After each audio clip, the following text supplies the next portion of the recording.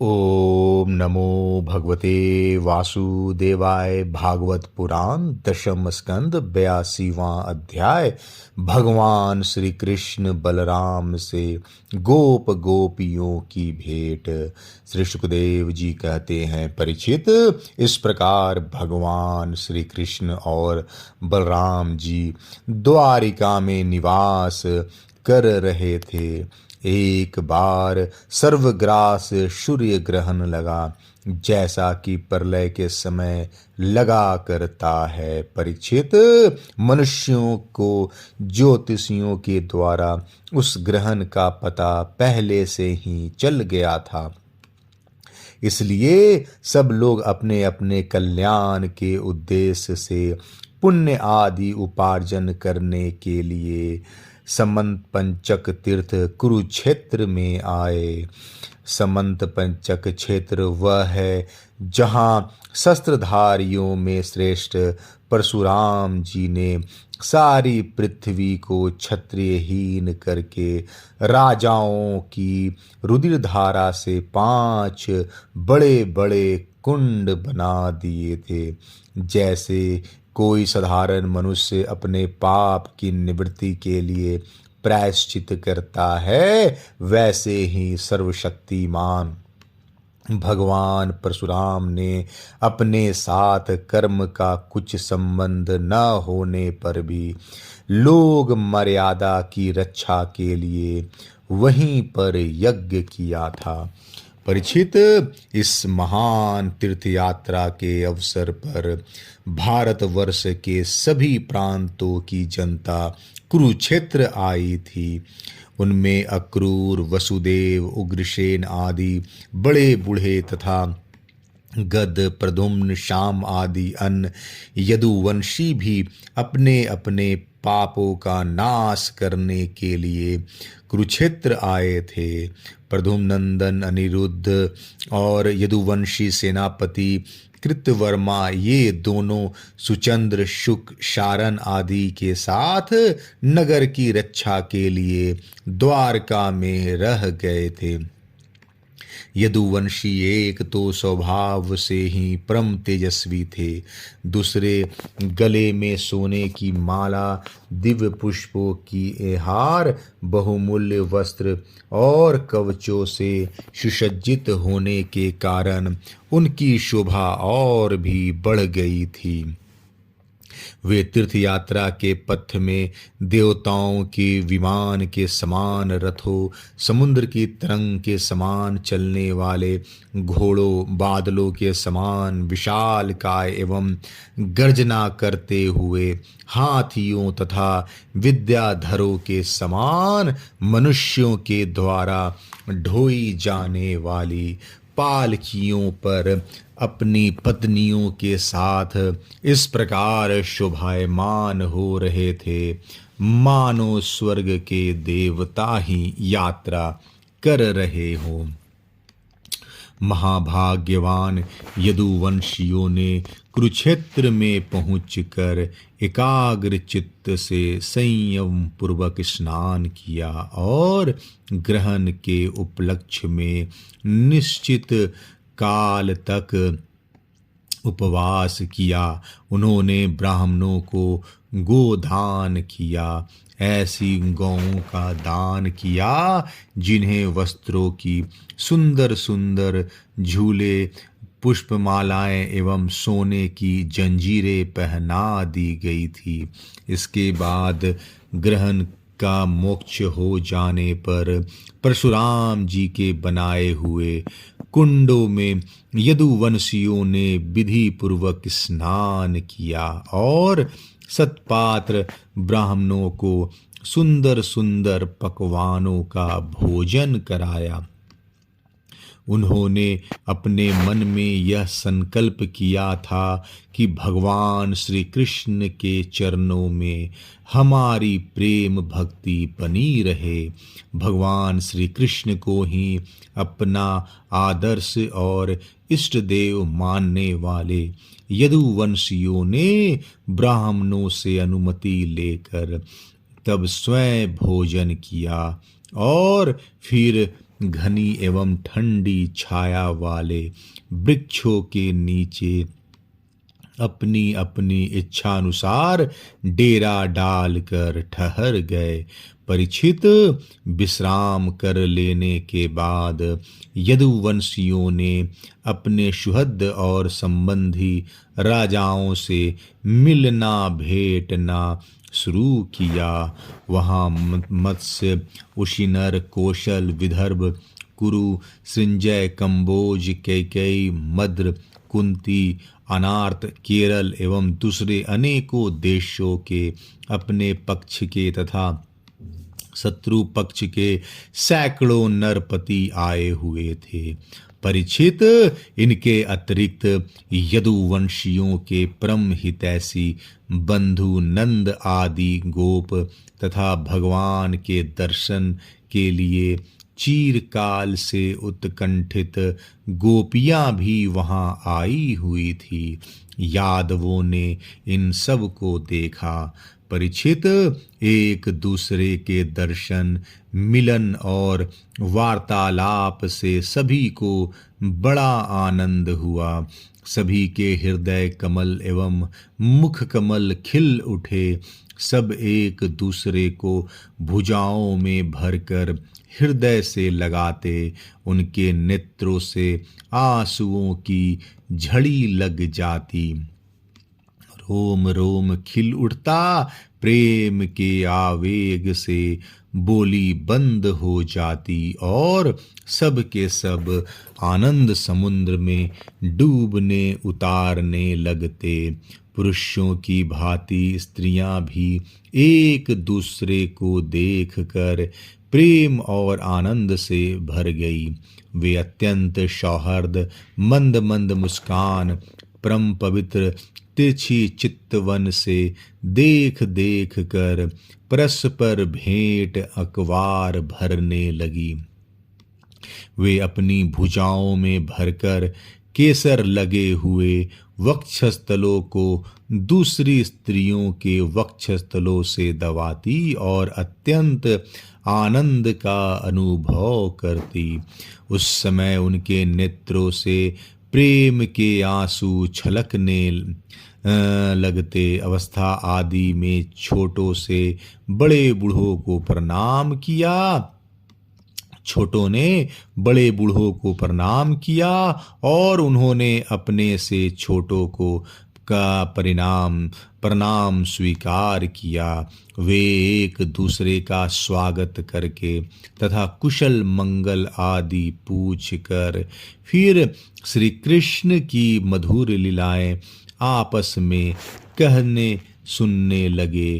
परीक्षित, कुंती, वसुदेव आदि अपने भाइयों बहिनों, उनके पुत्रों, माता पिता, भावियों और भगवान श्री कृष्ण को देखकर तथा उनसे बातचीत करके अपना सारा दुख भूल गई। कुंती ने वसुदेव जी से कहा, भैया, मैं सचमुच बड़ी अभागिन हूँ। मेरी एक भी साध पूरी न हुई। आप जैसे साधु स्वभाव सज्जन भाई आपत्ति के समय मेरी सुधि भी न ले, इससे बढ़कर दुख की बात क्या होगी। भैया, विधाता जिसके बाएं हो जाता है उसे स्वजन संबंधी, पुत्र और माता पिता भी भूल जाते हैं। इसमें आप लोगों का कोई दोष नहीं है। वसुदेव जी ने कहा, बहन, उलाहना मत दो, हमसे बिलग ना मानो। सभी मनुष्य दैव के खिलौने हैं। यह संपूर्ण लोक ईश्वर के वश में रहकर कर्म करता है और उसका फल भोगता है। बहन, कंस से सताए जाकर हम लोग इधर उधर अनेक दिशाओं में भगे हुए थे। अभी कुछ ही दिन हुए, ईश्वर कृपा से हम सब पुनः अपना स्थान प्राप्त कर सके हैं। श्री सुखदेव जी कहते हैं, परीक्षित, वहाँ जितने भी नरपति आए थे, वसुदेव, उग्रसेन आदि यदुवंशियों ने उनका खूब सम्मान सत्कार किया। वे सब भगवान श्री कृष्ण का दर्शन पाकर परमानंद और शांति का अनुभव करने लगे। परीक्षित, भीष्म पितामह, द्रोणाचार्य, धृतराष्ट्र, दुर्योधन आदि पुत्रों के साथ गांधारी पत्नियों के सहित युधिष्ठिर आदि पांडव, कुंती, संजय, विदुर, कृपाचार्य, कुंती भोज, विराट, भीष्मक, महाराज नग्नजीत, पुरुजीत, द्रुपद, शल्य, धृतकेष्ट, काशी नरेश, दमघोष, विशालाक्ष, मिथिला नरेश, मद्र नरेश, कैकेयी नरेश, युद्धामन्यु, सुशर्मा अपने पुत्रों के साथ बाहिक और दूसरे भी युधिष्ठिर के अनुयायी, नरपति, भगवान श्री कृष्ण का परम सुंदर श्री निकेतन विग्रह और उनकी रानियों को देखकर अत्यंत विस्मित हो गए। अब वे बलराम जी तथा भगवान श्री कृष्ण से भली भांति सम्मान प्राप्त करके बड़े आनंद से श्री कृष्ण के स्वजनों यदुवंशियों की प्रशंसा करने लगे। उन लोगों ने मुख्यतः उग्रसेन जी को संबोधित करके कहा, भोजराज उग्रसेन जी, सच पूछिए तो इस जगत के मनुष्यों में आप लोगों का जीवन ही सफल है, धन्य है, धन्य है। क्योंकि जिन श्री कृष्ण का दर्शन बड़े बड़े योगियों के लिए भी दुर्लभ है, उन्हीं को आप लोग नित्य निरंतर देखते रहते हैं। वेदों ने बड़े आदर के साथ भगवान श्री कृष्ण की कृति का गान किया है। उनके चरण धोवन का जल, गंगा जल, उनकी वाणी, शास्त्र और उनकी कृति इस जगत को अत्यंत पवित्र कर रही है। अभी हम लोगों के जीवन की ही बात है, समय के फेर से पृथ्वी का सारा सौभाग्य नष्ट हो चुका था, परंतु उनके चरण कमलों के स्पर्श से पृथ्वी में फिर समस्त शक्तियों का संचार हो गया और अब वह फिर हमारी समस्त अभिलाषाओं, मनोरथों को पूर्ण करने लगी। उग्रसेन जी, आप लोगों का श्री कृष्ण के साथ वैवाहिक एवं गोत्र संबंध है। यही नहीं, आप हर समय उनका दर्शन और स्पर्श प्राप्त करते रहते हैं, उनके साथ चलते हैं, बोलते हैं, सोते हैं, बैठते हैं और खाते पीते हैं। यूं तो आप लोग गृहस्थी की झंझटों में फंसे रहते हैं, जो नरक का मार्ग है, परंतु आप लोगों के घर वे सर्वव्यापक विष्णु भगवान मूर्तिमान रूप से निवास करते हैं, जिनके दर्शन मात्र से स्वर्ग और मोक्ष तक की अभिलाषा मिट जाती है।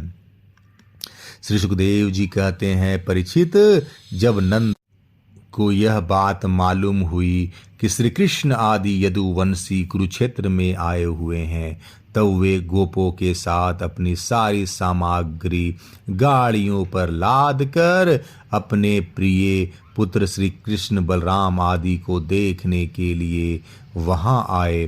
नंद आदि गोपों को देखकर सब के सब यदुवंशी आनंद से भर गए। वे इस प्रकार उठ खड़े हुए मानो मृत शरीर में प्राणों का संचार हो गया हो। वे लोग एक दूसरे से मिलने के लिए बहुत दिनों से आतुर हो रहे थे, इसलिए एक दूसरे को बहुत देर तक अत्यंत गाढ़ भाव से आलिंगन करते रहे। वसुदेव जी ने अत्यंत प्रेम और आनंद से विहल होकर नंद जी को हृदय से लगा लिया। उन्हें एक एक करके सारी बातें याद हो आई।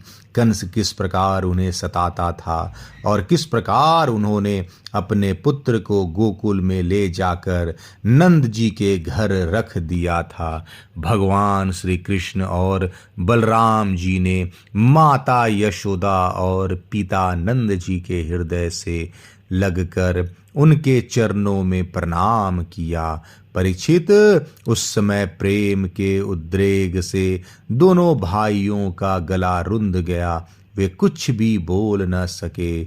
महाभाग्यवती यशोदा जी और नंद बाबा ने दोनों पुत्रों को अपने गोद में बैठा लिया और भुजाओं से उनका गाढ़ आलिंगन किया। उनके हृदय में चिरकाल तक न मिलने का जो दुख था वह सब मिट गया। रोहिणी और देवकी जी ने ब्रजेश्वरी यशोदा को अपनी अखबार में भर लिया। यशोदा जी ने उन लोगों के साथ मित्रता का जो व्यवहार किया था उसका स्मरण करके दोनों का गला भर आया। वे यशोदा जी से कहने लगे, यशोदा रानी, आपने और ब्रजेश्वर नंद जी ने हम लोगों के साथ जो मित्रता का व्यवहार किया है वह कभी मिटने वाला नहीं है। उसका बदला इंद्र का ऐश्वर्य पाकर भी हम किसी प्रकार नहीं चुका सकती। नंद रानी जी, भला ऐसा कौन कृतज्ञ है जो आपके उस उपकार को भूल सके। देवी, जिस समय बलराम और श्री कृष्ण ने अपने माँ बाप को देखा तक न था और इनके पिता ने धरोहर के रूप में इन्हें आप दोनों के पास रख छोड़ा था, उस समय आपने इन दोनों की इस प्रकार रक्षा की जैसे पलके पुतलियों की रक्षा करती हैं, तथा आप लोगों ने ही इन्हें खिलाया पिलार किया और रिझाया। इनके मंगल के लिए अनेकों प्रकार के उत्सव मनाए। सच पूछिए तो इनके माँ बाप आप ही लोग हैं। आप लोगों की देख रेख में इन्हें किसी की आँच तक न लगी। ये सर्वथा निर्भय रहे। ऐसा करना आप लोगों के अनुरूप ही था, क्योंकि सत्य पुरुषों की दृष्टि में अपने पराये का भेदभाव नहीं रहता। नंद रानी जी, सचमुच आप लोग परम संत हैं। श्री सुखदेव जी कहते हैं, परीक्षित, मैं कह चुका हूँ कि गोपियों के परम प्रियतम जीवन सर्वस्व श्री कृष्ण ही थे। जब उनके दर्शन के समय नेत्रों के पलके गिर पड़ती तब वे पलकों को बनाने वाले को ही कोसने लगती। उन्हीं प्रेम की मूर्ति गोपियों को आज बहुत दिनों के बाद भगवान श्री कृष्ण का दर्शन हुए। उनके मन में इसके लिए कितनी लालसा थी, इसका अनुमान भी नहीं किया जा सकता। उन्होंने नेत्रों के रास्ते अपने प्रियतम श्री कृष्ण को हृदय में ले जाकर गाढ़ आलिंगन किया और मन ही मन आलिंगन करते करते तन्मय हो गई। परीक्षित, कहाँ तक कहूँ, वे उस भाव को प्राप्त हो गई जो नित्य निरंतर अभ्यास करने वाले योगियों के लिए भी अत्यंत दुर्लभ है।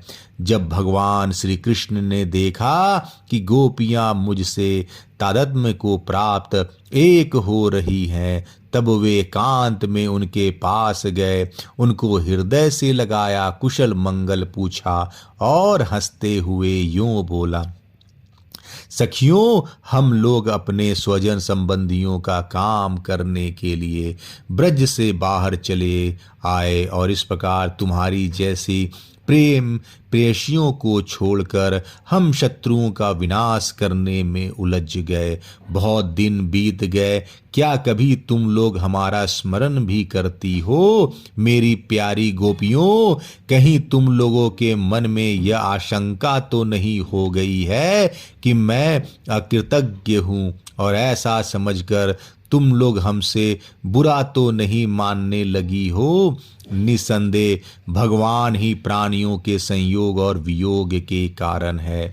जैसे वायु बादलों, तिनको, रुई और धूल के कणों को एक दूसरे से मिला देती है और फिर स्वच्छंद रूप से उन्हें अलग अलग कर देती है, वैसे ही समस्त पदार्थों के निर्माता भगवान भी सबका संयोग वियोग अपने इच्छानुसार करते रहते हैं। सखियों, यह बड़े सौभाग्य की बात है कि तुम सब लोगों को मेरा वह प्रेम प्राप्त हो चुका है जो मेरे ही प्राप्ति कराने वाला है, क्योंकि मेरे प्रति की हुई प्रेम भक्ति प्राणियों को अमृतत्व परमानंद धाम प्रदान करने में समर्थ है।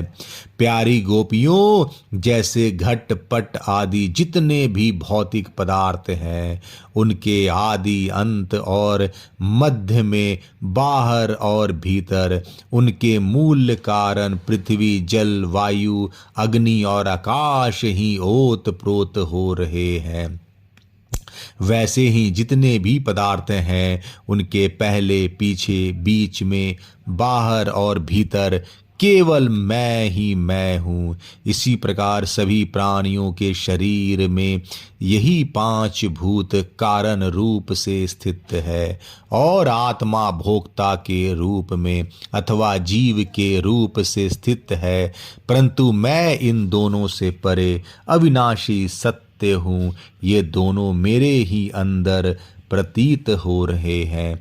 तुम लोग ऐसा अनुभव करो। श्री सुखदेव जी कहते हैं, परीक्षित, भगवान श्री कृष्ण ने इस प्रकार गोपियों को अध्यात्म ज्ञान की शिक्षा से शिक्षित किया। उसी उपदेश के बार बार स्मरण से गोपियों का जीवकोश लिंग शरीर नष्ट हो गया और वे भगवान से एक हो गई, भगवान को ही सदा सर्वदा के लिए प्राप्त हो गई। उन्होंने कहा, हे कमलनाभ, अगाध बोध संपन्न बड़े बड़े योगेश्वर, अपने हृदय कमल में आपके चरण कमलों का चिंतन करते रहते हैं। जो लोग संसार के कुएं में गिरे हुए हैं, उन्हें उससे निकलने के लिए आपके चरण कमल ही एकमात्र अवलंबन है। प्रभु, आप ऐसे कृपा कीजिए कि आपका वह चरण कमल घर गृहस्थ के काम करते रहने पर भी सदा सर्वदा हमारे हृदय में विराजमान रहे, हम एक क्षण के लिए भी उसे न भूले। 82वां अध्याय समाप्त। जय श्री कृष्ण।